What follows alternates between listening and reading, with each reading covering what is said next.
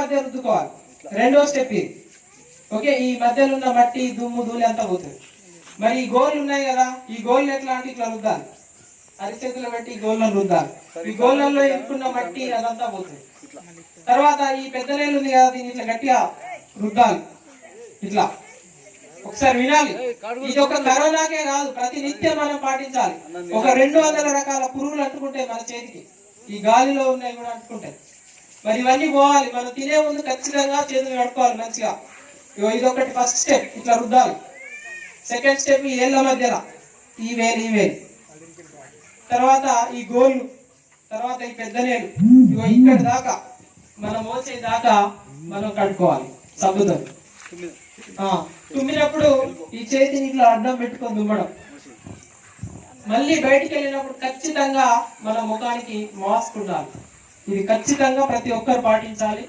ప్రభుత్వం కూడా మాస్క్ ధరించకపోతే 1000 రూపాయల ఫైన్ అని చెప్తున్నది. బహిరంగంగా ఉమ్మి వేయద్దని చెప్తున్నది. ఇదంతా కరోనా వ్యాప్తికి కారణం. కాబట్టి ఖచ్చితంగా మనం ఏ పనిలో ఉన్నా మాస్కును ధరించాలి. ఇప్పుడు కరోనా ఇంకా పోలేదు, ఇంకా 2 సంవత్సరాలు కరోనా ఉంటుంది, సంవత్సరం దాకా ఉంటుంది అని అంటున్నారు. వ్యాక్సిన్ వచ్చినా కూడా అది ఇప్పుడే మన దాకా రాదు. ఇంకా అసలు మందే తయారు కాలేదు. అది ఎప్పుడు వస్తుందో తెలియదు, శాస్త్రవేత్తలకే తెలియట్లేదు. కాబట్టి దీని నుంచి మనం మన జీవితాలని కాపాడుకోవాల్సిన అవసరం ఉన్నదా లేదా? ఖచ్చితంగా మనం బ్రతకాల్సిన అవసరం ఉన్నది. మన తరాన్ని బ్రతికించాల్సిన అవసరం ఉన్నది. మన పిల్లలకు మంచి ఆహారాన్ని పెట్టాల్సిన అవసరం ఉన్నది. మన శరీరంలోకి ప్రవేశించిన ఒకవేళ ఏదైనా తిని చనిపోవాలి అని అంటే మనం ఆవిరి పట్టాలి. ఆవిరి వేడి నీళ్ళలో జామాయిల్ ఆకేసి, వేప ఆకేసి, కొంత పసుపు వేసి, తర్వాత మన ఇంట్లో అమృతాంగమో జండుబామో ఉంటే అది కూడా కలిపి బాగా వేడి అయి పొగలు రావాలి నీళ్ళలో నుంచి. ఆ వేడి అయి పొగలు వచ్చే నీళ్ళల్లోకి మన తలని వంచి ఒక చెద్దరి కప్పుకొని గట్టిగా శ్వాసని 2-3 సార్లు పీల్చాలి. లోపలికి పీల్చాలి. ఊపిరితిత్తుల దాకా ఆ వేడి ఆవిరి పోవాలి. ఊపిరితిత్తుల దాకా ఆ వేడి ఆవిరి తగిలినప్పుడు ఏమవుతుందంటే ఆ లోపల ఉన్న పురుగులన్నీ చచ్చిపోతాయి. మనం శ్వాస పీల్చుకుంటా అంటే, గాలి తీసుకుంటా అంటే సౌండ్ వస్తా ఉంటాయి, గుర్రు గుర్రు అని. ఎక్కడదా సౌండ్ అంటే మన గాలి పోయే పైప్ ఉంటాయి, సన్న సన్న ట్యూబ్స్ ఉంటాయి. మీరు గొడ్డు మూసినప్పుడు చూస్తారు. ఆ సన్న సన్న ట్యూబుల్లోకి చిన్న చిన్న నాళాల్లో ఈ చీమిడి లాంటి పదార్థం అంతా ఇరుక్కుపోతా ఉంటాయి. అదంతా మంచిగా కడిగేసినట్టు కావాలి అంటే ఆవిరి పట్టాలి. ప్రతిరోజు ఆవిరి పట్టాలి. కుదరకపోతే కనీసం 3 రోజులకు ఒకసారైనా పట్టాలి. తర్వాత మంచి ఆహారాన్ని తినాలి. మంచి ఆహారం. మన పూర్వీకులు జాంబవ మహారాజ్ అందరికంటే బలశాలి అని మన డక్కులో చెప్పారు. ఒక సందర్భంలో గోవు ఏదో చనిపోతే దేశమంతా వచ్చి లేబట్టినా లేవలే గాని జాంబవరాజు ఒక చేతితో లేబట్టిండని దక్కలి పురాణం చెప్తుంది. గంగ్యావ్. మరి అంత బలమైన శరీరం ఎట్లా తయారైంది జాంబవరాజు కంటే ఈ ప్రకృతితో మమేకం అవ్వడం, మన చుట్టూ ఉన్న ప్రకృతితో మమేకం అవ్వడం. ఎట్లా మమేకం అవుతాం?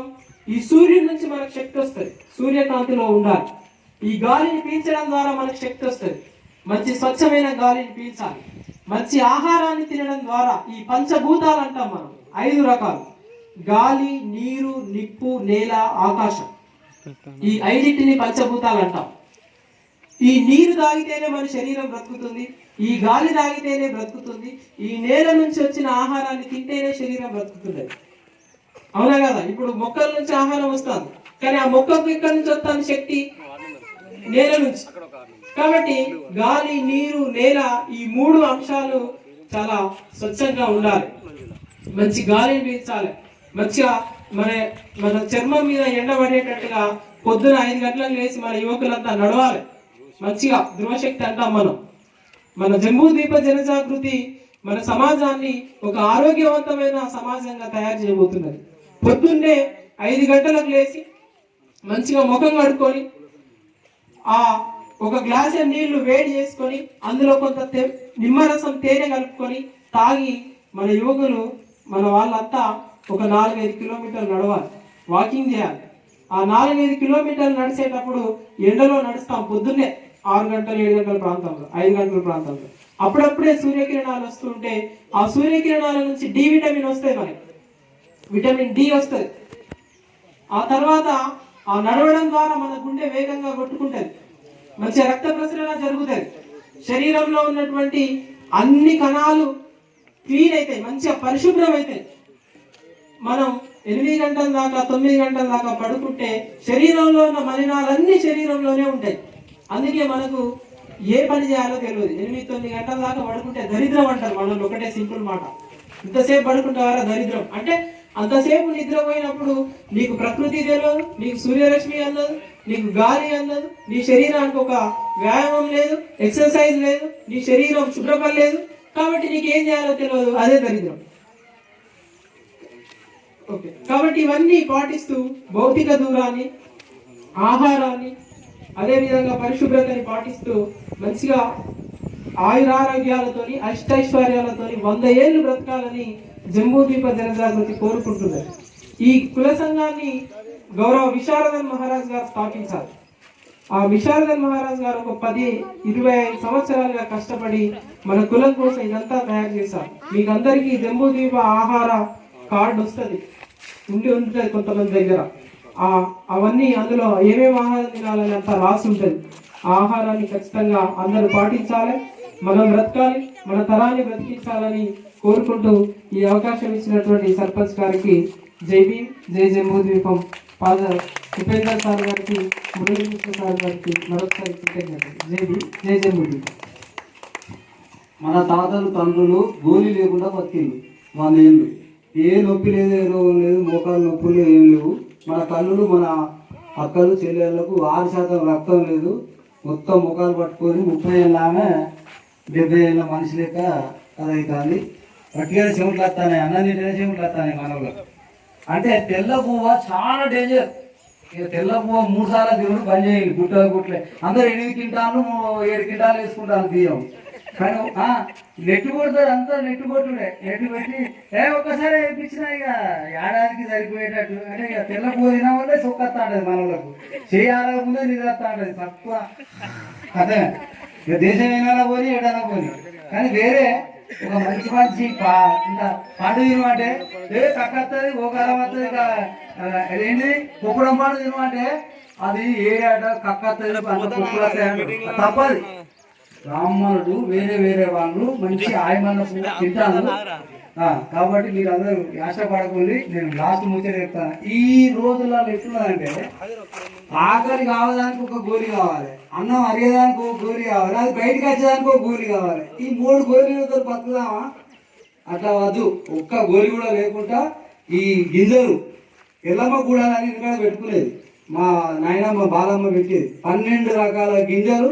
అలా సిక్కుడు గింజలు, అనప గింజలు అన్ని మొక్కజొన్నలు అన్ని ఉడకబెట్టి నాకు డొబ్బలు వేసి మళ్ళీ అలా 2-3 డొబ్బలు వేసి ఇచ్చేది. నాకు అంతా గట్టిగా నేను అందుకే చెప్తాను విషయం. కాబట్టి మీరు అందరూ పాటించాలి. మళ్ళీ నేను వస్తా. ఇప్పుడు ఏదో పోయి సాపదుకొని పోయేది కాదు. మళ్ళీ నేను ఎప్పటికీ వారం వస్తూనే ఉంటా. ఈ కార్యక్రమాన్ని గౌరవనీయులు మంచి యువకుడు, ఒక తపన గలవాడు, గ్రామాన్ని అభివృద్ధి చేద్దామని మరి శ్మశాన వాటిక లేకపోతే డంపింగ్ యార్డు చుట్టూ చెట్లు పెంచడం కానీ కార్యక్రమాలు చేస్తున్న యువకుడు అయినటువంటి మన గ్రామ మా చేత సంకల్పం తీసుకున్నటువంటి మంద సతీష్ మహారాజ్ సర్పంచ్ గారికి, ఈ సర్పంచ్ గారు డాక్టర్ అంబేద్కర్ రాసిన రాజ్యాంగం వై లేకపోతే సర్పంచ్ అయ్యేటోడు కాదు. ఎందుకంటే ఇక్కడ ఉన్న గౌరవనీయులు మన పటేల్ వాళ్ళు వీళ్ళు పిలిచి ఇచ్చేటోళ్ళు ఏం కాదు. ఎందుకు రిజర్వేషన్ తండ్రి అంబేద్కర్ రాసింది కాబట్టి ఎక్కడి నుంచి దానికి లెక్క ఉంటుంది. రిజర్వేషన్ అనేది ఒక లెక్క. కాబట్టి ఆయనకు డాక్టర్ అంబేద్కర్ గారికి సపోర్ట్ ఒకసారి గట్టిగా కొట్టాలి అందరూ. మనకి ఈ బతుకు మన అబ్బాయి ఇచ్చింది కానీ అసలు బతుకు అంబేద్కరే ఇచ్చారు అని కోరుకుంటూ మీ అందరికి మంచి మాస్క్ 1 సంవత్సరం దాకా కాదు, నువ్వు ఎన్నిసార్లు పిండుకో అది ఖరాబు కాదు. అది సిరిసిల్ల అనే అక్కడ పట్టణంలో చేయించిన మాస్క్, అది కాస్ట్లీ మాస్కే. ఒక్కొక్క గ్రామానికి అట్లా నేను ఒక్కొక్క గ్రామానికి మొత్తం వదనపేట మండలం నేను ఇన్ఛార్జ్ తీసుకున్న కుల సంఘం ఇది. ఇది ఏ మతం దొరికిపోదు, ఎవరు రాజకీయం దొరికిపోదు, ఎవరిని విమర్శించదు, ఎవరికి ఇది చెరుపు కాదు, ఎవరికి వ్యతిరేకం కాదు. దీని పేరు అందరూ అన్నారు. ఏం పేరు అంటే జంబూద్వీప జనజాగృతి. జంబూద్వీప జనజాగృతి అంటే జాంబవంతుల బిడ్డల సంఘం అన్నట్టు. ఓకే, ఇప్పుడు మాధవి గారు వార్డు మెంబర్ గారు, మంజుల వార్డు మెంబర్ గారు ముందుకు వస్తే మాస్కుల పంపిణీ మన మండల ట్రెజరర్ గారు రొడ్డ మురళీకృష్ణ మహారాజ్ గారు వచ్చిండు. అలాగే సర్పంచ్ గారు, ఒక 2 పెద్ద మనుషులు ఇంకెవరైనా పెద్దలు ఎవరైనా వస్తే అది పెద్దోళ్ళు నువ్వును నేను వెళ్ళాము మీరు కోరే మహారాజ్ వెళ్ళే మహారాజ్ ముందర ఇది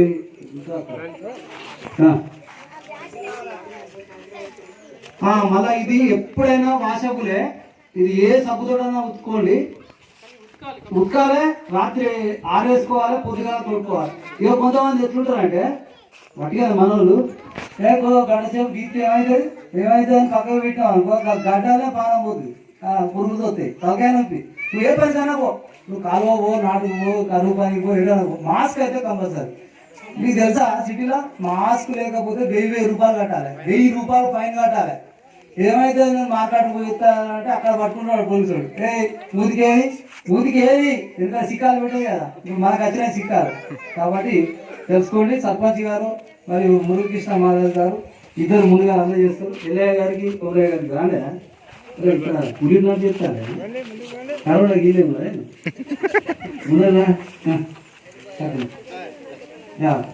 మన ఈ గ్రామ మొదటి కోఆర్డినేటర్ కిరణ్ మహారాజ్ గారు మరియు కంజర్ల రంజిత్ మహారాజ్ గారు వాళ్ళిద్దరు అందరికి అందజేయాలి. అందరికి అందజేసి మాస్కులు అందరు కట్టుకొని నిలబడి ఫోటో దిగాలి. అది ధర్మం.